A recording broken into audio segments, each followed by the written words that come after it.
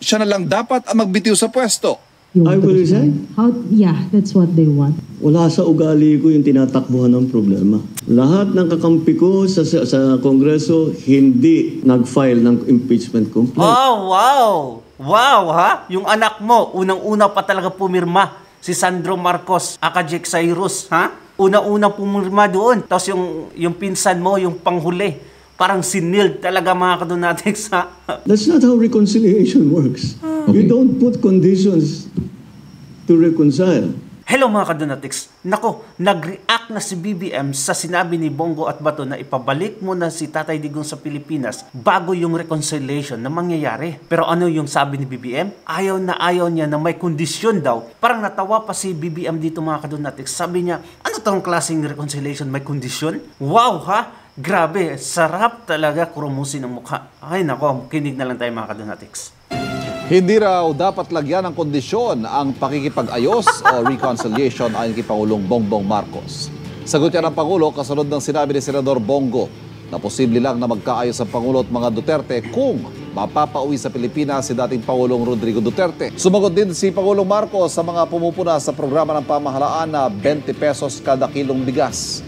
Hindi raw ito basta pagpapapogi lang. That's not how reconciliation works. You don't put conditions to reconcile. Wow, ha? We don't put conditions when we reconcile? So, ano pala? Kakalimutan na lang namin na kinidnap mo si Tatay Digong? Ngayon, mga kadonatics, I will ask you this. Kung ninakaw ko yung motor mo, tapos after few days, lumapit ako sa iyo at nagipag-reconcile ako, pero hindi ko na ibabalik yung motor, okay ba yun sa inyo? What do you think? Ha?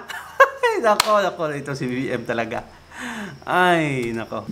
If you're sincere, you want to reconcile, that's it. Matapos sabihin, ay, nako. Saan yung sincerity doon mga kadonatics kung hindi ko sa uli yung motor mo?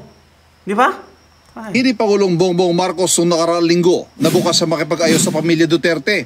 Sumagot sa Senador Bongo na kilalang kaalyado ng mga Duterte na posible ito kung mapapauwi ng Pangulo sa Pilipinas si dating Pangulong Rodrigo Duterte na ngayon nakakulong sa International Criminal Court sa The Hague, Netherlands. Ako po'y nakikiusap, kung sincere ka, tama, ibalik mo muna si Tatay Digong dito. Kung kaya mo ipadala ng 14 na oras si Tatay Digong, kaya mo rin ipauwi dito sa lalong madaling panahon. Sagot tama talaga mga kadonatics kasi mahal na mahal ng taong bayan si Tatay Digong. Tapos kinuha mo lang ng ganon-ganon, kinidnap mo. Ngayon, kung gusto mo ng reconciliation sa mga Duterte at sa mga tao, kakalimutan mo lang si Tatay Digong. Like, okay na, doon na yun. Ang importante na okay tayo dito. What the heck? It doesn't work like that. Ang Pangulo sa isang press conference habang siya nasa Malaysia para sa ASEAN Summit, hindi dapat magtakda ng kondisyon para sa reconciliation. That's not even a negotiation. That's demanding. Those are setting conditions. Setting conditions, ha? Kung nagkautang ako sa'yo, okay lang, di ko bayaran, basta may reconciliation. Ha? There's no reconciliation, mga kadonatics. Kung di mo babayaran yung utang mo. Di ba? Kung nangutang ka sa akin, tapos after few months, lumapit ka sa akin at pwede reconcile na lang natin. Ayoko na lang bayaran yung 10,000 na utang ko sa'yo. Okay ba yun? That, pero parang sabihin mo, hindi ako makikipag-usap hanggang ibigay mo sa akin ito. Wala pupuntahan na. Kung kaya ko ayusin, di ayusin ko para tapos na to.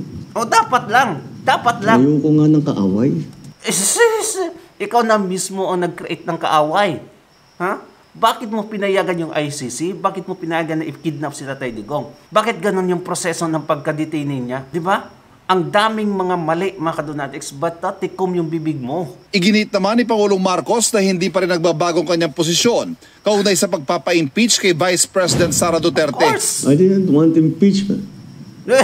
Still, lubot ni mo. Ay nako, I don't want impeachment. Ikaw ang behind that.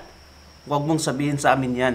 Lahat ng kakampi ko sa Kongreso hindi nag-file ng impeachment complaint. Oh, wow! Wow, ha? Yung anak mo, unang-una pa talaga pumirma. Si Sandro Marcos, aka Jake Cyrus, ha?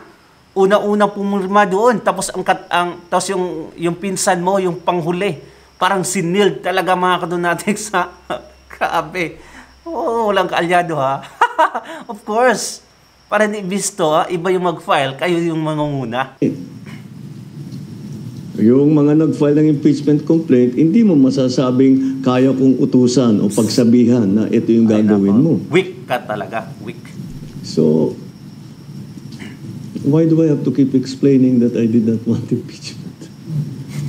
Nasa kamay na raw ng Kamara at Senado ang pagpapagulo ng impeachment trial laban sa bise. Nagpapatuloy ngayon ang kanyang pagsusuri sa performance ng kanyang gabinete at pinuno ng mga ahensya kasunod ng utos niyang courtesy resignation. Paglilinaw ng Pangulo, hindi ito pagpapaganda lamang ng imahe. I don't do things pang optics. If there is a problem, I like to fix it. So expect Fix it. I'd like to fix the problem daw mga kadonatics. Saan ang problema na na-fix doon? Saan? Tingnan mo. Mga proyekto. Mas lumala pa yung problema sa bansa. us to be doing a rigorous performance review, not only at the cabinet level, but even deeper. Sagot Wala kang ang tinanggal na kabinete mo? Pida ko. Paprak lang pala yung sinabi mo na courtesy resignation. What the heck? naman niya sa puna ng mga kritikong siya na lang dapat ang magbitiw sa pwesto. You I want to will resign? How? Yeah, that's what they want. Ba't ko gagawin yun? Grabe, kapal talaga ng mukha, no? Yung ibang liderato sa ibang bansa, mga kadonatics, like example, South Korea, kusa talaga yan silang bumibitaw, kusang bumababa pag nakita nila na ayaw na ng matao sa kanila.